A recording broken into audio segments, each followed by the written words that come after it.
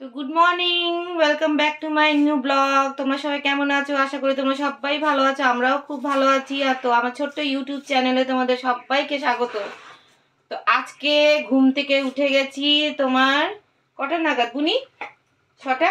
হ্যাঁ, 6টা নাগাদতে আমি রোজই উঠি, কেননা ছেলে স্কুল থাকে বলে উঠতেই হয়, ছেলে টিফিন করতে হয় বলে উঠতেই হয়। আর আজকে আরো তাড়াতাড়ি উঠে গেছি, বুনিরও ঘুম হয়নি, আমারও ঘুম হয়নি। একটা মাথার ওপরে মানে মানে টেনশন থাকে মানে কি, আজকে আমাদের বাড়িতে আসছে একজন খুব স্পেশাল একজন মানুষ। তাকে তোমরা সবাই হয়তো আমার ব্লগে দেখেছো। তো আজকে সেই মানুষটা আসবে আমাদের বাড়িতে। তো তাকে সে আমাদেরকে অনেক ধরনের রান্না করে খাওয়ায়। মানে আমরা যখনই যাই তা আমাদেরকে মানে এত সুন্দর সুন্দর ডিশ করে মানে খাওয়ায় যে সত্যিকারে মানে এত টেস্টি তার হাতের মানে প্রত্যেকটা জিনিস কি বলবো। তো আমিও ভেবেছি যে আমিও নিজের হাতে করে যেটুকু জানি, আমি তো অতটা পারি না, তো যেটুকু জানি সেটুকু আমি রান্না করে খাওয়াবো। তো ওই জন্য আর তোমাদের দেখাবো অবশ্যই কে আসছে, সেটা দেখতেই পাবে তোমরা। আর ওই জন্য কি বলতো, আমি গতকালকে একটু আমার হাতে যেটা আমি আমার হাতে সবাই যেটা ভালোবাসে, বুনি, পূর্ণিমা, তোমাদের দাদা, ছোটদিরা, ববিরা, এরা আমার হাতে পায়েস খেতে খুব ভালোবাসে। তো সবাই বলে নাকি আমি পায়েসটা নাকি খুব ভালো করি।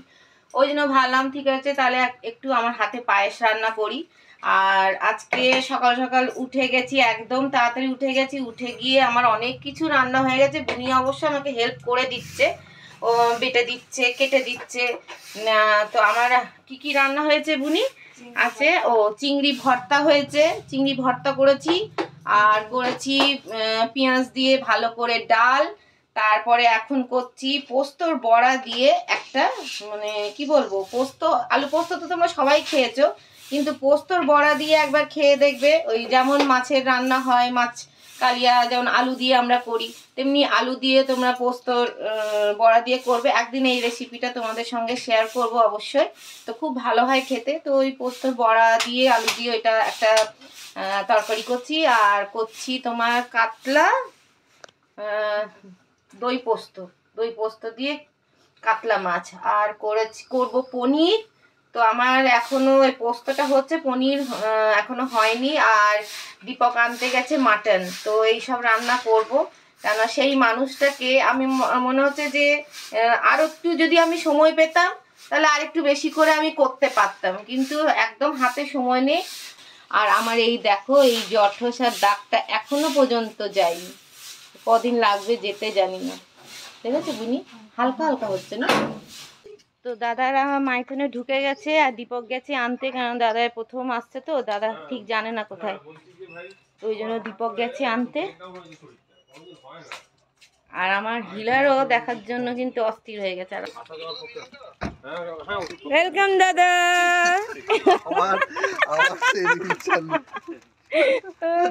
কত ভালো লাগছে দাদাকে দেখে, সত্যিকারে। ও বুঝে গেছে ফ্লাফির গন্ধ পাচ্ছে, সবার গন্ধ পাচ্ছে না। যা যা, ও বুঝে গেছে। চলে এসো চলো,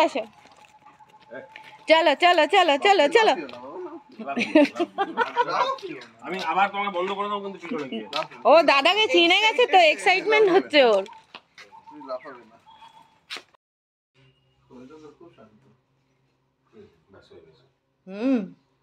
দাদাকে শুকে নিল, চেটে নিল, ওই দেখো। হ্যাঁ হ্যাঁ, ফ্লাফি থাকে দাদার কাছে, সবাই থাকে দাদার কাছে আসতে চাইছে। ওরা বোঝে, যে মানুষ বোঝে না। যা, এই দেখো, দেখছো? যা, ওঠো, জাম হিলা জাম। হ্যাঁ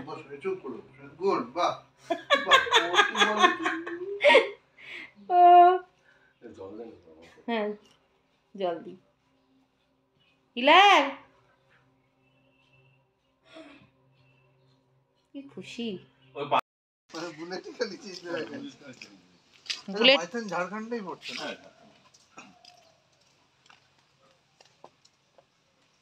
তুমিও যাবে? চলো তুমিও। আর এই ডালটা, ওই যে ঝড়টা উঠেছিল না দাদা, ওই যে সাইক্লোনটা এলো, ওই সাইক্লোনে এটা ভেঙে পড়েছে।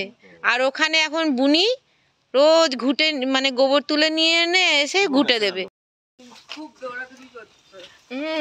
ও আগে যাবে, দাদাকে রাস্তা দেখাচ্ছে। এইখানেই আমাদের সময় কেটে যায়। হ্যাঁ, সময় মানে এখানেই কেটে যায় আমাদের।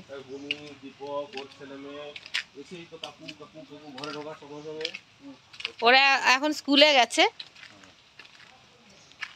আমাদের এখানেই সময় কেটে যায়। আর দাদা যত রিল দেখে এখানেই আমি করি, এখানে এখানে। এই কলা গাছটা অন্য একটা জাতের কলা গাছ, নামটা এটা ভালো, খুব ভালো বলতে, দারুণ নাকি ফল হবে। ওই এনে দিয়েছে আমাকে। আর এটা তো ভিয়েতনাম আর নারকেল গাছগুলো না? তুই কটা গাছ ভেঙেছিস হিলার? হ্যাঁ, খেলবে। খুব ভালো লাগছে। দাদা একটু ছবি তুলে নি। একবার ইয়েকেও আসতে বলবে। দাদা চিংড়ি মাছের ভর্তা ভালো হয়েছে? আপনার মতন হয়েছে? হ্যাঁ, এইটা কাঁচকলার খোসা দিয়ে। তাও আমি একটু সময় পেলে আমার হাতের দাদাকে দই বড়া, পাপড়ি চাট এগুলো খাওয়াতাম। আচ্ছা, ঠিক ঠিক। কি পেরেছি জানি না, তাড়াহুড়ো করে করেছি। দাদা না খেয়ে খাইয়েই ছাড়বো। মাছটা কোথায় থেকে আসছে? তো দাদাকে আমরা ড্যাম অবধি ছেড়ে দিচ্ছি, আর মনটা সত্যিই খুব খারাপ লাগছে না? তো মনটা খারাপ লাগছে। মারিয়া থেকে যখন আমরা আসছি ফিরে, আমরা মানুষের কথা ভালোবাসি, হ্যাঁ, আমারই চোখে জল চলে আসছে সত্যিকারে। আর মনে হচ্ছে আবার কবে দেখা হবে। হ্যাঁ, আর এখানে শীত পড়া মানে পিকনিক শুরু হয়ে যাবে সামনের মাস থেকে। এখন থেকেই শুরু হয়ে গেছে, কেননা মানুষ এত সজাগ হয়ে গেছে। এত ভিড় হয় ডিসেম্বরে, এতটাই ভিড় হয় যে অনেক মানুষ আগে আগে চলে আসে পিকনিক করতে। তো পুরো একদম তোমার ওই ড্যাম থেকে একদম মেন গেট অবধি লাইন লেগে যায় গাড়ির। আর আমাদের মাইথন জায়গাটা খুব সুন্দর জায়গা, পিকনিক করার স্পট। এখন জল ভর্তি, দারুণ লাগে।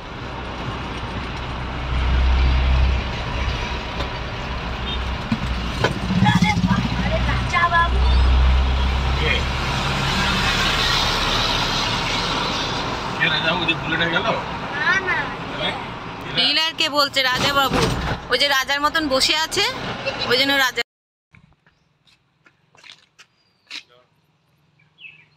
তো হিলারেরও ঘোরা হয়ে গেল, অনেক দিন পর হিলার ঘোরা।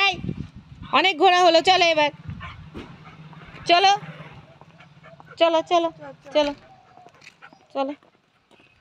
হিলারেরও মনটা ভালো লাগলো, ঘুরে এলো।